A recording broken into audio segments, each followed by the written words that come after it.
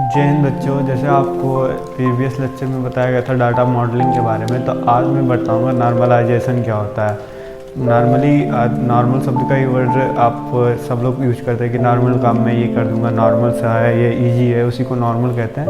तो today I discuss what is the normalisation and why do you use normalisation in DBMS. मैं आज के lecture में यही डिस्कस करूँगा। आज का लेक्चर अगर आपको समझना तो ये पूरा लेक्चर बहुत ढंग से लास्ट तक देखना होगा।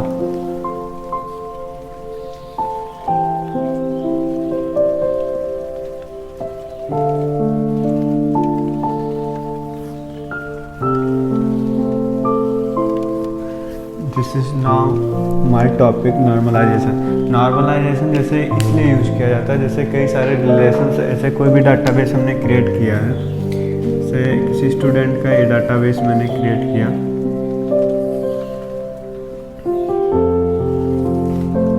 इंटाइटी मतलब मान लो कि इंटाइटी एक स्टूडेंट है,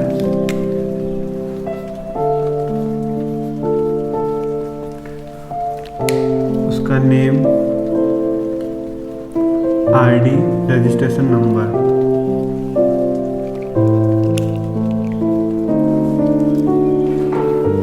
फिर दूसरी टेबल है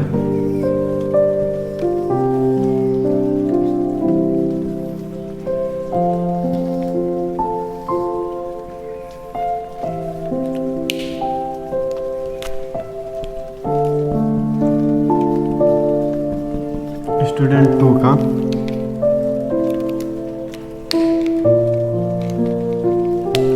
जिसका भी नेम, आईडी, रजिस्ट्रेशन नंबर। अब इन दोनों को ऐसे, इन दोनों के रिलेशन एक दूसरे से इंटरलिंक है, इन दोनों के रिलेशन एक दूसरे में जोड़े जा रहे हैं। तो ऐसे सारे रिलेशन जब एक दूसरे में जोड़े जाते हैं तो वहाँ पे जैसे लगभग 150 स्टूडेंट्स हैं, तो इन 150 स्टूडेंट्स को एक दूसरे में रिलेट किया जाएगा डाटाबेस क्रिएट करते समय। ऐसे डाटाबेस से 1 student, 2 student, 3 student, 4 student, 5 student, 6 student, 7 student, ऐसे ऐड करते करते चले जाएंगे, डाटाबेस क्रिएट कराएंगे। तो इसमें एक प्रॉब्लम्स हो जाती है, जैसे सारे डाटाबेस में कोई ऐसा स्टूडेंट आ जाएगा जिसके डाटाबेस एक दूसरे से मतलब कॉपी होंगे या डुप्लीकेट का बन जाएंगे। तो वहाँ पे नॉर्मलाइजेशन का यूज़ किया जाता है, क्योंकि एक दूसरे से इतना बड़ा लार्ज रिलेशनशिप हो जाता है जिससे उनके बीच बहुत सारी प्रॉब्लम्स क्रिएट हो जाएंगी। जैसे किसी डाटाबेस को एक्सेस करना है या उस डाटाबेस को मैनेज करने के लिए हम नॉर्मलाइजेशन को पढ़ते हैं, और डाटाबेस मैनेजमेंट सिस्टम में नॉर्मलाइजेशन को लाया गया था। आई होप नॉर्मलाइजेशन को पता हो गया होगा क्यों लाया गया। जैसे किसी भी डाटाबेस को बनाया गया है तो वो लार्ज डाटाबेस क्रिएट हो जाता है, तो रिलेशन एक दूसरे से रिलेट करते करते हैं, तो उस रिलेशनशिप को रिडंडेंस का रिड्यूस करने के लिए, मैक्सिमम रिड्यूस करने के लिए, रिडंडेंस करने के लिए हम नॉर्मलाइजेशन सिस्टम को यूज करते हैं। बेसिकली इसके भी कई सारे पार्ट्स हैं, मैं डिस्कस करूँगा आपको कितने पार्ट्स होते हैं इसके। आपको पता होगा कि नॉर्मलाइजेशन क्या होता है और इसको क्यों लाया गया था। बेसिकली नॉर्मलाइजेशन के 3 पार्ट्स होते हैं। डाटाबेस को बेसिकली बनाया भी गया है तीन चीज़ों के लिए, मैं अभी डिस्कस कर रहा हूँ वो 3 चीज़ें क्या होती हैं।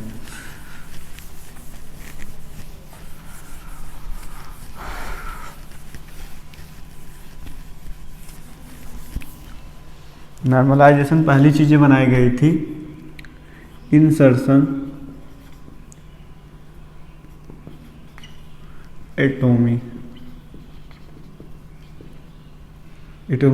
एटोमिकली, अपडेट। इसको आप एटॉमिक के जगह पे आप लिख सकते हैं problem, update problem, deletion problem. Now I discuss insertion problem. जैसे कोई भी डाटाबेस अगर क्रिएट कर दिया गया, वो लार्ज डाटाबेस है, तो उसमें अगर कुछ चीज़ें इंसर्शन करना, जैसे किसी स्टूडेंट का मैंने एक टेबल क्रिएट किया,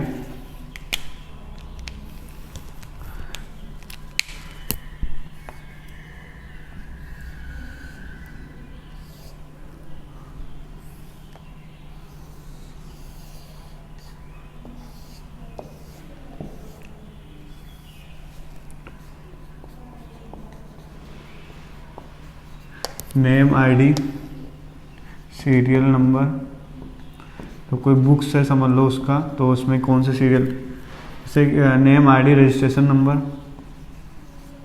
कॉन्टैक्ट नंबर। तो इसमें उसका नाम डाला गया सूरज,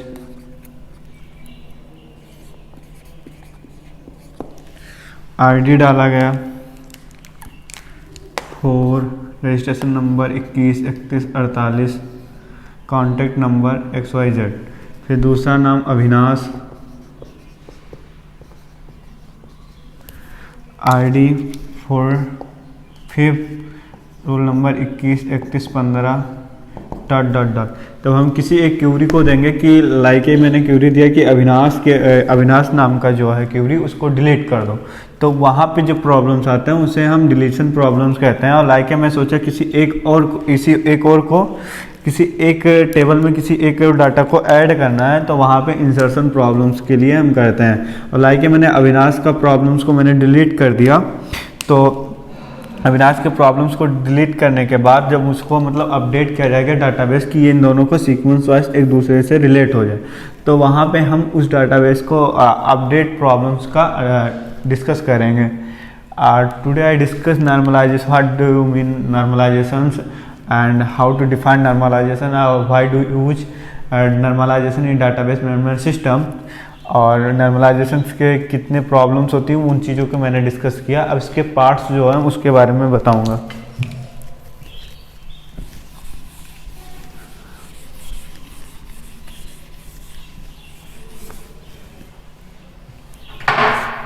नॉर्मलाइजेशन के पहला पार्ट्स होता है जिसको हम कहते हैं 1NF, सेकंड होता है 2NF, third is 3NF, fourth is BSNF, fifth is 4NF and sixth is 5NF. Now discuss about 1FF. 1FF मतलब फर्स्ट नॉर्मल,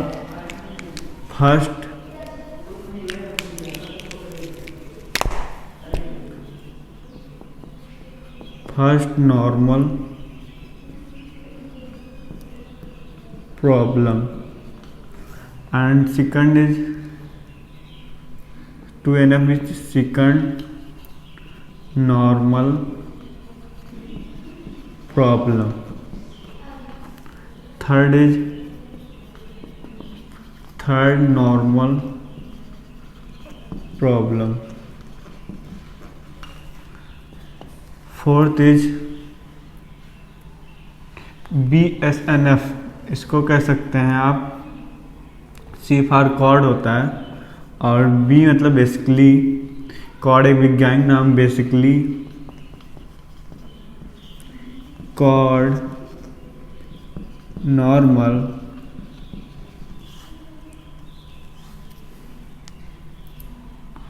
फॉर्म या नॉर्मल, आप इसमें सब में फॉर्म ऐड करते चले जाइएगा।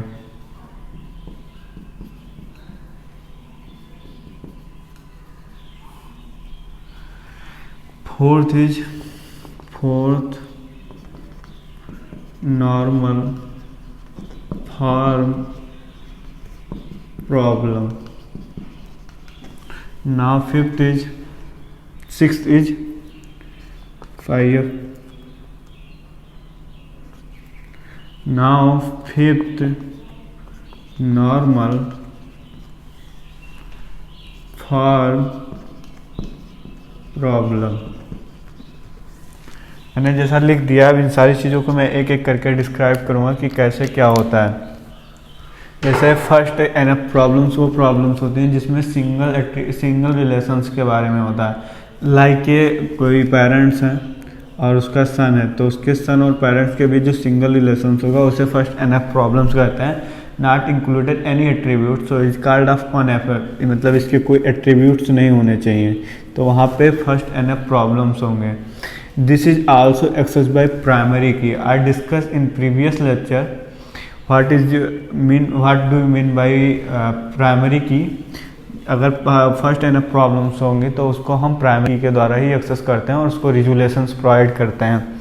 आई होप आप फर्स्ट एनएफ के बारे में से समझे होंगे। सेकंड एनएफ ये होता है, जैसे मैं फर्स्ट एनएफ का एक एग्जांपल बताऊंगा, उसके हिसाब से फिर अब मैं सेकंड एनएफ को डिफाइन करूंगा।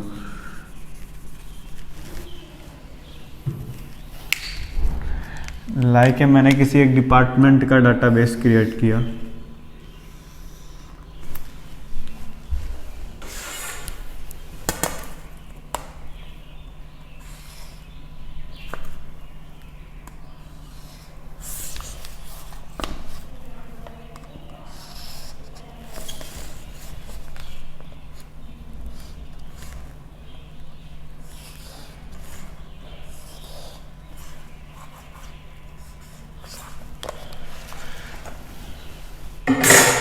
मैंने किसी एक डिपार्टमेंट का डाटाबेस क्रिएट किया और उसमें मैंने डाला कोर्स, स्टूडेंट नेम,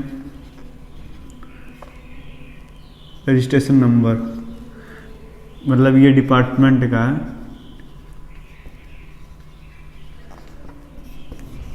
तो इसमें कोर्स सी है, C++ है, जावा है, और एक स्टूडेंट हो सकता है लाइक राम जो है वो 2 कोर्स में इनरोल किया हो।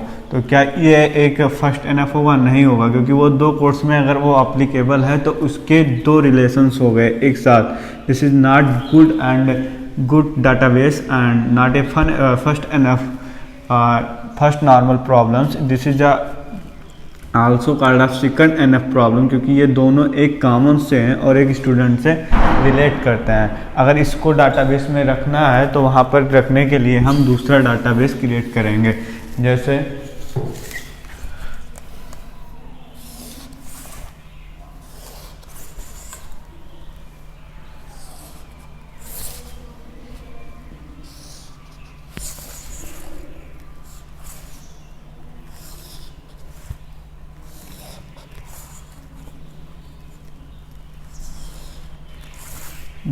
Course, student, registration number, enrol number. अब जो भी है मैं कोर्स पे ही समझाऊंगा। तो कोर्स जैसे सी है और राम एक स्टूडेंट था, तो उसे सी और C++ दोनों है तो दोनों अलग अलग बनाना पड़ेगा। Registration number XY, enrol number ZP, कुछ भी है। तो इसमें मेरे कहने का मतलब है, अगर कोई भी डाटाबेस सिमिलर, अगर कोई भी डाटाबेस अगर कोई एक डाटा है और वो डबल डाटा से एक एंटिटी है डबल एट्रीब्यूट से सिमिलर एट्रीब्यूट्स हैं, does not access in double attribute in single entity. वो डबल एट्रीब्यूट सिंगल एंटिटी से नहीं रिलेशन बना सकता। This is the first NF. अगर वो डबल एंटिटी है और सिंगल एट्रीब्यूट से रिलेशन बना रहा तो वो सेकंड एनएफ कहलाएगा, सेकंड नॉर्मल फॉर्म प्रॉब्लम्स कहलाएगा। आई होप आप इसे समझे होंगे। और नाउ थर्ड अगर डिस्कस कहेंगे, जैसे कोई भी एक सिंगल इंसान है, लाइक मैं ही हूँ, अपनी एग्जांपल दे रहा हूँ। तो मेरा एक नाम है और मैं किसी एक से ऊपर डिपेंडेंट हूँ, लाइक XY पे डिपेंडेंट है, तो वो समझ लो सेकंड एनएफ प्रॉब्लम्स कहलाएंगे। और थर्ड एनएफ, जैसे सेकंड एनएफ की सारी क्वालिटी होनी चाहिए और थर्ड एनएफ जो होगा वो सेकंड एनएफ की सारी क्वालिटी होनी चाहिए, लेकिन जो Y है वो Z पे भी डिपेंडेंसी बनाता है। जैसे एक एग्ज़ाम में वहाँ पे 3 बच्चे हैं, तो एक दूसरे को बोलता है मैं पास करा दूंगा तुमको, तुम टेंशन मत लो, मैं पढ़ के आया हूँ। लेकिन थर्ड वाला जो है वो कहता नहीं, मैं तुमको पास करा दूंगा, मैं जानता हूँ। जो सेकंड वालों को वो खुद जो दूसरे पे डिपेंड है, तो वहाँ पे हम थर्ड एनएफ प्रॉब्लम को में डिस्कस किया जाता है, थर्ड नॉर्मल प्रॉब्लम्स कहा जाता है, third normal form problems. I hope आप इसे समझे होंगे कि थर्ड एनएफ क्या होता है।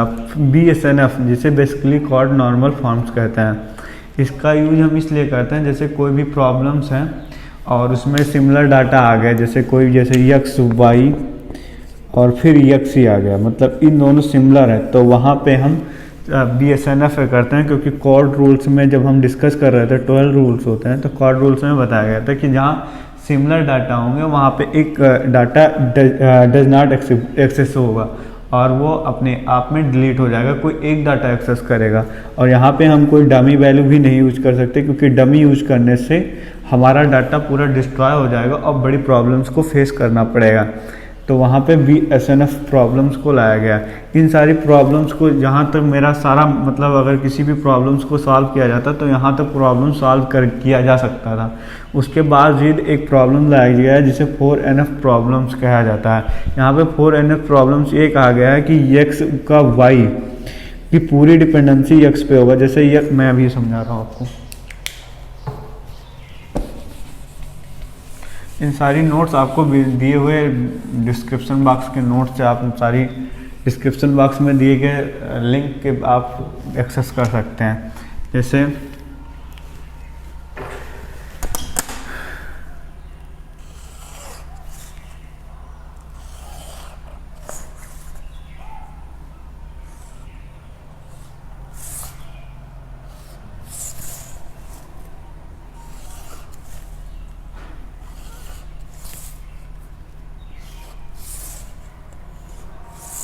जैसे ये x है, ये y है, तो x के जितने भी जैसे x में 1 2 3 4 5, y में जैसे मैंने लिखा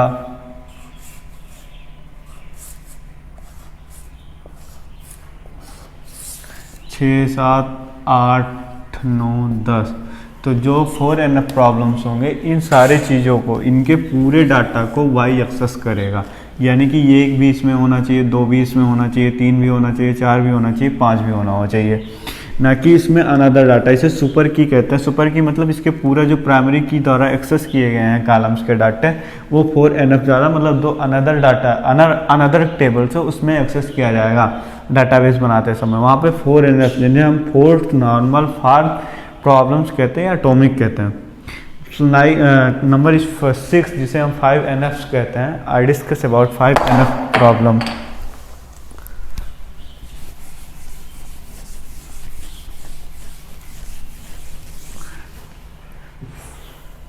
फाइव NF प्रॉब्लम्स को हम इस प्रकार से डिस्कस करते हैं, जैसे कोई भी प्रॉब्लम्स है अगर हम उसको सब प्रॉब्लम्स में डिवाइड कर दिए। लाइक किसी स्टूडेंट्स का नाम है, एक स्टूडेंट्स का नेम है,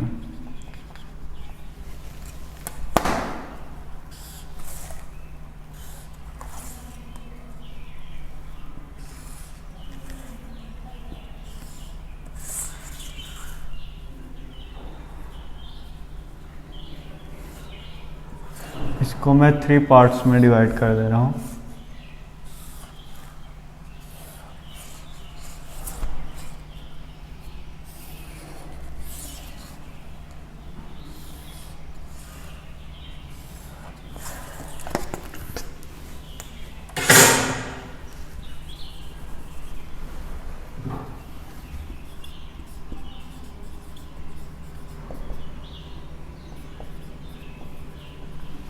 first name, second name and last name. अब इन नेम को अगर जैसे लास्ट टाइम जब कोई डाटाबेस बनाना है, जैसे एक डाटाबेस स्टूडेंट्स नाम का था जो सिंगल डाटाबेस था, उसको मैंने 3 भागों में डिवाइड कर दिया। और लास्ट में अगर मुझे इसको जोड़ के, जैसे फर्स्ट में मेरा नाम सूरज, दूसरे में कुमार, लास्ट में दुबे, और लास्ट में अगर मुझे डाटाबेस लिखना है तो SKD, मतलब ये पूरा जो सब प्रॉब्लम्स को डिवाइड करने के बाद एक सिंगल सब डाटाबेस में या सब टेबल्स में डिवाइड करने के बाद एक सिंगल टेबल बनाया गया है, तो उसे SKD लिखा गया। तो मैं भी इसमें अगर कोई प्रॉब्लम्स हो तो वो प्राइमरी की के द्वारा एक्सेस किया जा सकता है, जैसे F name, first name and second name and last name, this is the also primary keys, इनके द्वारा एक्सेस किया जा सके। और उसका फर्स्ट नेम जो होगा वो प्राइमरी की के द्वारा ही एक्सेस किया जाएगा। प्राइमरी की है ये मेरा मिडिल जो नेम है जिसे सेकंड नेम कहते हैं या मिडिल नेम कहते हैं, और last name is Dubey. This is also access only primary key, not a candidate key. And इसको आप कैंडिडेट की के द्वारा भी एक्सेस कर सकते हैं 3NF प्रॉब्लम्स को। अगर कोई एग्जाम में, जैसे गेट के एग्जाम में आ जाए कि 3rd NF प्रॉब्लम किसके द्वारा एक्सेस किया जा सकता है या किसके द्वारा इसकी प्रॉब्लम को रिजोल्यूशन प्राप्त किया जाता है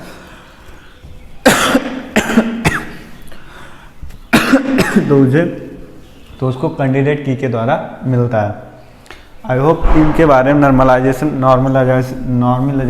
नॉर्मलाइजेशन के बारे में आप समझे होंगे, और अच्छे से समझो, अच्छे से रहो, बने रहो, पढ़ो लिखो। आई होप अगर पूरा लेक्चर आप देखे होंगे तो इसके बारे में अच्छे से समझ गए होंगे कि नॉर्मलाइजेशन को क्यों यूज किया जाता है DBMS में और इसकी क्या यूजेज है।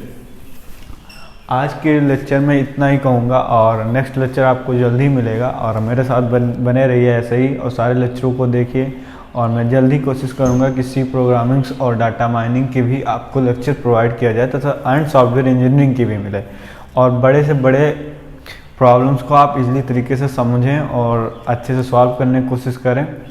और लाइक शेयर सब्सक्राइब और कमेंट जरूर करिए, जहाँ जितना से ज़्यादा लोग, जितना से अधिक लोगों के पास भेजिए।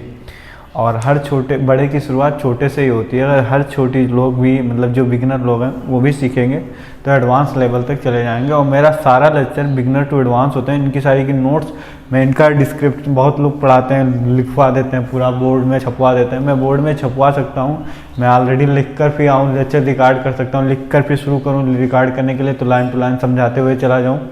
तो वो एक विजुलाइजेशन नहीं बन पाता कि आपको क्या पढ़ना है क्या नहीं पढ़ना है। मैं अपने हिसाब से पढ़ाता हूँ एक लेक्चर की, कैसे अगर एग्जाम में लिखना है तो आप कैसे लिख सकते हैं और कैसे एक अच्छा नंबर गेन कर सकते हैं। इसलिए मैं आपके सामने जो भी चीज़ें रियल लाइफ जैसे चीज़ें मैं रिकॉर्ड करता हूँ, और कोई भी चीज़ें इसमें एडिटेशन नहीं होती, एकदम रियल होती है, और बहुत मेहनत करने के बाद ये सारी चीज़ें आपको प्रोवाइड की जाती है। तो ज़रूर आप लाइक और शेयर और कमेंट जरूर करते रहिए, और वीडियो पूरा देखिए। नेक्स्ट वीडियो जो आए वो भी पूरा देखो। पूरा देखने से थोड़ा आपको भी अच्छा लगेगा, कॉन्फिडेंस आपका बढ़ेगा, और लेक्चर अच्छे से रिकॉर्ड किए जाएंगे।